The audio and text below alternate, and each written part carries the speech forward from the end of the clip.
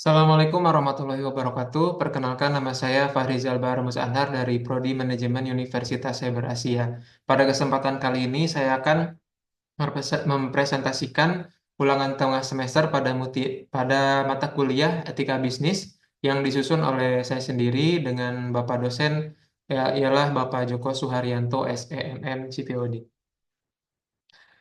Baik, kita mulai sebelum mempresentasikan sebuah etika bisnis dan juga studi kasusnya. Mari kita ketahui bersama apa itu etika bisnis. Etika bisnis secara umum merupakan acuan cara yang harus ditempuh oleh perusahaan untuk mencapai tujuan yang telah disepakati. Oleh karena itu, etika bisnis memiliki prinsip umum yang dijadikan acuan dalam melaksanakan kegiatan dan mencapai tujuan bisnis yang dimaksud. Lalu, apa saja prinsip dalam etika bisnis? Prinsip-prinsip yang harus dilakukan oleh perusahaan agar selaras dengan prinsip etika bisnis. Yang pertama ada prinsip otonomi, yang kedua ada prinsip kejujuran, yang ketiga ada prinsip tidak berniat jahat, yang keempat ada prinsip keadilan, yang kelima ada prinsip hormat pada diri sendiri, dan yang keenam ada prinsip saling menguntungkan. Lalu kita akan memperjelas lagi apa maksud-maksud dari prinsip etika bisnis satu demi satu. Pertama, kita akan membahas mengenai prinsip otonomi. Prinsip otonomi adalah perusahaan secara bebas memiliki kewenangan untuk mengambil keputusan dan bertindak berdasarkan kesadarannya sendiri tentang apa yang dianggapnya baik untuk dilakukan dan pelaksanaan sesuai dengan visi dan misi yang dimiliki. Bisnis yang otonom adalah orang yang sadar sepenuhnya akan apa yang menjadi kewajibannya dalam dunia bisnis. Lalu yang kedua, prinsip kejujuran merupakan nilai yang paling mendasar atau modal dasar atau aset yang paling dan sangat berharga dalam mendukung keberhasilan kinerja perusahaan. Karena kejujuran dalam berbisnis adalah kunci keberhasilan, termasuk untuk bertahan dalam jangka panjang dalam suasana bisnis yang penuh persaingan ketat. Dalam lingkup kegiatan bisnis, prinsip kejujuran menumbuhkan kepercayaan sekaligus merupakan syarat untuk dapat menjalankan bisnis secara profesional bersama-sama dengan karyawan perusahaan, pelanggan dan konsumen, pemasok atau rekanan, dan pihak lain yang terkait dalam menjalin relasi bisnis. Dari empat hubungan ini perlu adanya kejujuran, seperti pentingnya adanya kejujuran antara pelanggan dan konsumen dalam dunia bisnis. Yang ketiga, prinsip berniat jahat, tidak berniat jahat. Bisnis didirikan dengan suatu komitmen untuk meningkatkan kemakmuran dan kesejahteraan karyawan, masyarakat konsumen, atau stakeholder pada umumnya. Komitmen ini adalah untuk mencapai tujuan yang baik dan positif sehingga tidak terlintas niatan untuk berbuat jahat terhadap masyarakat. Prinsip ini justru akan dapat menyelamatkan perusahaan. Lalu ada selanjutnya ada prinsip keadilan. Yang dimaksud dengan keadilan adalah tercapainya keseimbangan antara hak dan kewajiban. Prinsip keadilan menuntut agar setiap orang dalam kegiatan bisnis internal perusahaan maupun relasi eksternal perusahaan diperlukan sesuai dengan hak dan kewajiban. Keadilan menuntut agar tidak boleh ada pihak yang dirugikan hak dan kepentingannya. Keadilan ditujukan kepada stakeholder terkait dengan penetapan yang sudah disepakati bersama antara lain yang pertama, penetapan harga jual yang layak terhadap konsumen. Yang kedua, penetapan harga beli yang layak terhadap pemasok. Yang ketiga, penetapan keuntungan yang wajar terhadap pemilik perusahaan. Dan yang keempat, penetapan upah yang layak terhadap karyawan. Selanjutnya ada prinsip hormat pada diri sendiri. Prinsip ini merupakan prinsip tindakan bisnis yang dampaknya berpulang kembali kepada bisnis itu sendiri. Pelaku bisnis dituntut menjaga nama baiknya atau nama baik perusahaannya. Dengan kata lain, prinsip ini merupakan tuntutan dan dorongan dari dalam diri pelaku dan perusahaan untuk menjadi yang terbaik dan dibanggakan. Sebagai contoh, seandainya manajemen perusahaan dengan teamworknya memiliki falsafah kerja dan berorientasikan memberikan kepuasan kepada pelanggan, maka dapat dipastikan para pelanggan akan makin percaya terhadap perusahaannya. Dalam kata lain, adanya timbal balik antara perusahaan dan produsen. Artinya produsen mendapat keuntungan dari penjualan sebuah produk ataupun jasa, sementara konsumen juga mendapatkan manfaat dari pemakaian produk ataupun jasa yang telah diberikan dari konsumen. Demikian juga jika para manajemen berorientasikan pada pemberian kepuasan kepada karyawan yang berprestasi, maka dapat dipastikan karyawan akan makin loyal terhadap perusahaan. Oleh karena itu, prinsip hormat pada diri sendiri mesti diberlakukan pada etika bisnis. Jadi, hormat pada diri sendiri ini tidak hanya berhubungan antara produsen dan juga konsumen, melainkan juga eh, adanya hubungan ruang lingkup intern dalam suatu perusahaan seperti manajer dengan karyawan, karyawan dengan manajer, ataupun manajer dengan CEO atau pemilik suatu perusahaan. Selanjutnya, ada prinsip saling menguntungkan. Prinsip ini menuntut agar bisnis dijalankan sedemikian rupa sehingga menguntungkan semua pihak. Prinsip ini terutama mengakomodasi hakikat dan tujuan bisnis karena sebagai produsen ingin mendapatkan keuntungan dan sebagai konsumen ingin mendapatkan barang dan jasa yang memuaskan. Maka bisnis dijalankan dengan saling menguntungkan produsen dan konsumen. Dalam bisnis yang kompetitif, prinsip ini menuntut agar persaingan bisnis haruslah melahirkan suatu win-win solution. Etika diharapkan mampu memberikan manfaat yang berarti bagi pelaku usaha sehingga diharapkan etika dapat mendorong dan mengajak untuk bersikap kritis dan rasional dalam mengambil keputusan serta dapat dipertanggungjawabkan. Etika diharapkan mampu mengarahkan pelaku usaha untuk berkembang menjadi masyarakat yang tertib, teratur, damai, dan sejahtera dengan mentaati norma yang berlaku demi ketertiban dan kesejahteraan sosial. Setiap pelanggaran yang dilakukan baik sengaja ataupun tidak sengaja harus diselesaikan menurut kode etik yang berlaku. Lalu pada kesempatan kali ini kita akan membandingkan antara prinsip etika bisnis dengan studi kasus yang akan kita kaji bersama. Apa studi kasus yang akan kita kaji bersama? Yaitu tentang eh, adanya berita pada halaman liputan6.com. Di sini judulnya adalah Dokter Estetika ungkap daftar skincare yang overclaim hingga ditemukan bahan berbahaya hidroquinone. Lalu kita akan menyandingkan prinsip etika bisnis dengan studi kasus yang akan kita gali bersama. Identifikasi masalah pada kasus ini yaitu ada 3 identifikasi masalah. Yang pertama adalah overclaim, yang kedua adanya kandungan berbahaya, dan yang ketiga adanya produk ilegal. Ini ketiga poin ini saya sudah rumuskan ketika saya sudah membaca artikel dari awal hingga akhir dalam berita yang tercantum dari halaman website liputan6.com. Lalu kita akan membahas tentang overclaim dari berita ini. Sebelumnya kita ketahui dulu apa itu overclaim. Overclaim banyak sekali disebutkan pada sosial media, terutama pada TikTok yang kadangkala ada sebuah konten kreator yang menyebutkan overclaim. Nah, lalu kita harus tahu dulu apa itu overclaim. Dikutip dari situs resmi Kamus Bahasa Inggris, merriam-webster.com, overclaim berarti mengklaim sesuatu secara berlebihan. Overclaim juga dapat diartikan sebagai membuat klaim yang salah atau berlebihan tentang sesuatu. Jadi overclaim, berlebihan. Klaim yang berlebihan. Overclaim adalah pernyataan yang dilebih-lebihkan. Pernyataan seperti itu tentunya tidak sesuai dengan fakta yang ada, sehingga dapat merugikan orang lain. Biasanya istilah ini digunakan untuk menyebut pernyataan yang dibuat-buat. Jadi bisa disimpulkan bahwa overclaim ini adalah pernyataan yang dilebih-lebihkan tetapi tidak sesuai dengan bukti kenyataan atau tidak sesuai dengan fakta. Seperti dari berita yang tercantum pada halaman website liputan6.com tentang overclaim sebuah skincare. Berarti menyebutkan atau em, memberitahu bahwa adanya sebuah produk yang telah mengiklankan kepada masyarakat ataupun kepada konsumen secara berlebihan tetapi tidak sesuai dengan fakta ataupun ingredient ataupun zat yang ada pada dalam sebuah skincare tersebut begitu. Lalu overclaim seperti apa yang ada pada kasus ini? Yang pertama adanya kandungan tidak sesuai dengan bukti lab.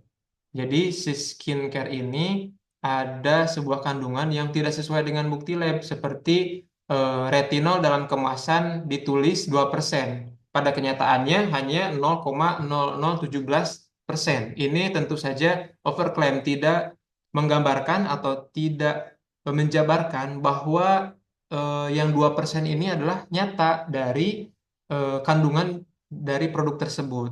Yang selanjutnya, overclaim kandungan niacinamide yang tidak sesuai standar.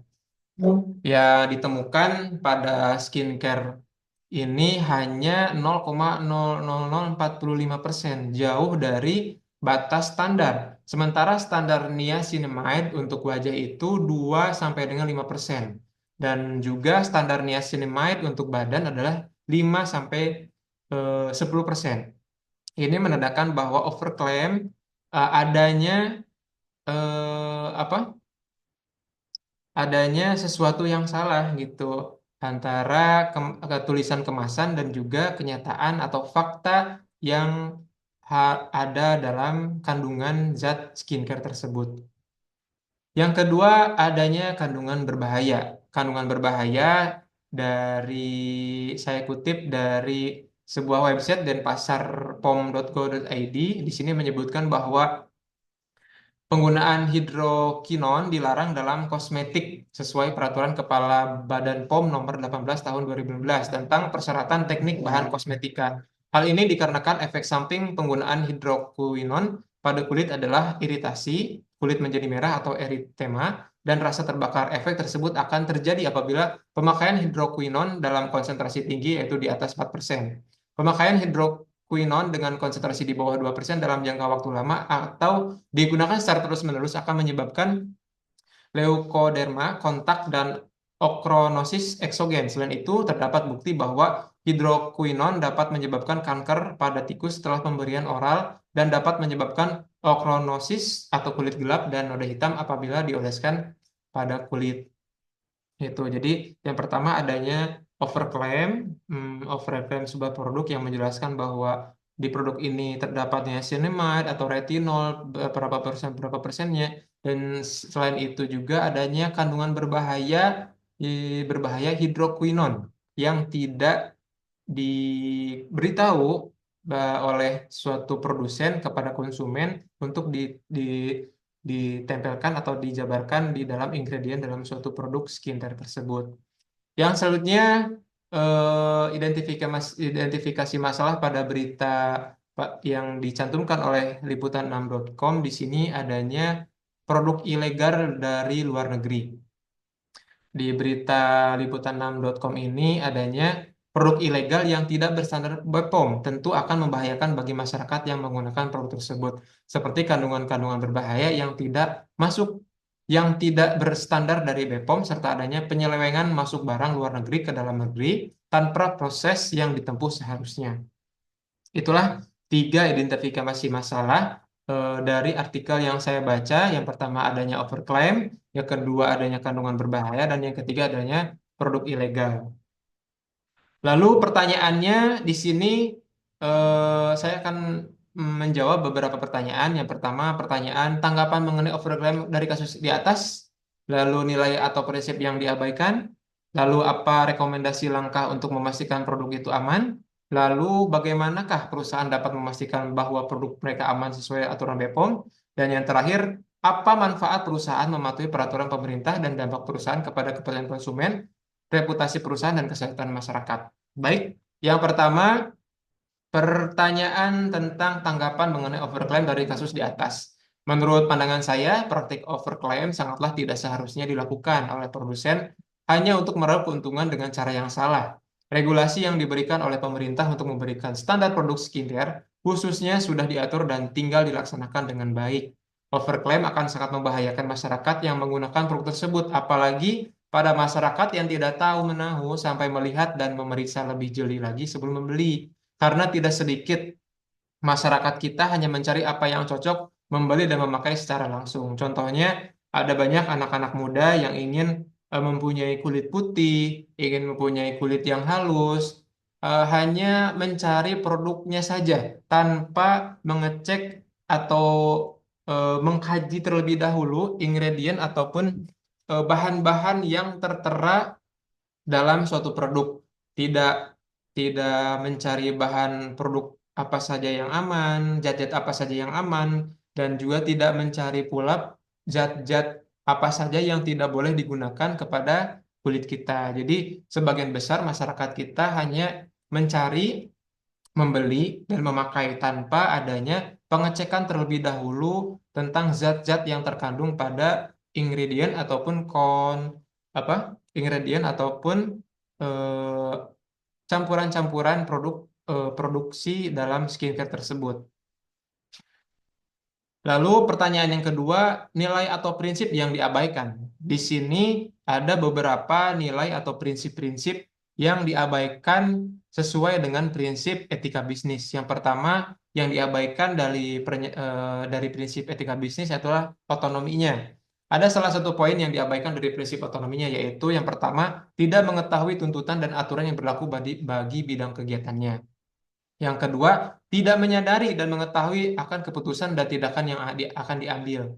Yang ketiga, tidak menyadari dan mengetahui akan terjadi risiko yang timbul bagi dirinya sendiri, perusahaan, dan pihak lain. Dan tidak adanya kesadaran ataupun tidak menyadari dan mengetahui bahwa keputusan dan tindakan yang akan diambilnya akan sesuai atau sebaliknya bertentangan dengan nilai dan norma moral tertentu. Mungkin adanya kesengajaan untuk menabrak aturan-aturan yang telah berlaku. Yang selanjutnya, prinsip kejujuran. Tidak adanya kejujuran antara produsen dan konsumen. Prinsip yang kedua ini diabaikan oleh produsen karena tidak adanya kejujuran antara produsen dan konsumen. Seperti produsen telah membohongi konsumen dengan pengoverklaiman yang nyatanya tidak sesuai dengan kenyataan produk itu sendiri. Seperti pengoverklaiman manfaat. Yang kedua, tidak adanya kejujuran ataupun keterbukaan dari produsen apa yang terkandung dari zat-zat yang ada pada dalam skincare tersebut. Sehingga eh, prinsip yang diabaikan yang kedua ini adalah kejujuran. Kejujuran tidak ada ataupun tidak dilakukan oleh produsen terhadap konsumen. Yang ketiga, ada prinsip yang diabaikan adalah prinsip tidak berniat jahat. Jadi sebaliknya, adanya niat jahat. Niat jahat yang pertama adalah menginginkan keuntungan dengan menyalahi aturan. Yang kedua, meracik kandungan yang berbahaya untuk diproduksi. Yang ketiga, tidak adanya regulasi yang ditempuh untuk mendapatkan standarisasi atau aturan BPOM. Jadi untuk agar sebuah produk kita izin beredar BPOM harus adanya sebuah regulasi dalam arti adanya registrasi BPOM agar produk kita itu diakui ataupun terstandarisasi oleh BPOM sehingga bisa disebarluaskan dan bisa dipergunakan oleh masyarakat-masyarakat. Dan yang keempat, praktik praktis untuk mengelabui konsumen agar mereka percaya produk mereka aman dan banyak dibeli. Jadi adanya sebuah kebohongan publik dari produsen ke konsumen. Selanjutnya, prinsip yang diabaikan adalah prinsip keadilan. Adanya ketidakadilan dari beberapa materi yang telah saya sebutkan dari awal tentang keadilan. Di sini adanya sebuah keadilan yang diabaikan. Yang pertama, tidak sedikit CEO dari sebuah produk skincare yang ramai saat ini melakukan flexing atas keberhasilannya menjual sebuah produk skincare abal-abal. Yang kedua, tidak adanya ketidakwajaran keuntungan yang didapat oleh pemilik produsen. Yang ketiga, prinsip keadilan mencakup hukum dan etika, dan hukum merupakan sudut pandang normatif yang harus dilakukan dan tidak boleh dilakukan. Maka produsen yang melakukan yang tidak harus dilakukan dari segi normatif, kesehatan, keselamatan, dan regulasi aturan yang seharusnya ditempuh malah diabaikan. Sehingga kesimpulannya produsen telah menyalahi prinsip keadilan. Yang selanjutnya nilai atau prinsip yang diabaikan adalah hormat pada diri sendiri. Setelah terbuktinya atau adanya penyalahaturan yang dilakukan oleh produsen tersebut, maka dampak atau timbal balik yang diterima pasti nama baik yang merosot. Dampak dari nama baik yang merosot tentu akan berdampak pada kepercayaan konsumen untuk tidak lagi mempercayai dan membeli produk dari produsen itu. Dampak paling besarnya selain itu adalah penutupan pabrik produksi total. Jadi setelah adanya intinya ketahuan bahwa produk itu tidak baik bagi konsumen, maka konsumen di kemudian hari pasti mereka ataupun konsumen tidak akan mempercayai lagi produk yang pernah diproduksi oleh produsen, sehingga kedepannya nama baik perusahaan akan merosot, keuntungan akan merosot, bahkan dampak yang paling besarnya adalah penutupan pabrik ataupun produksi total. Jadi penyetopan produksi total dari sebuah skincare tersebut. Yang terakhir ada nilai prinsip yang diabaikan adalah saling menguntungkan. Jadi tidak adanya prinsip saling menguntungkan, melainkan hanya menguntungkan sebelah pihak.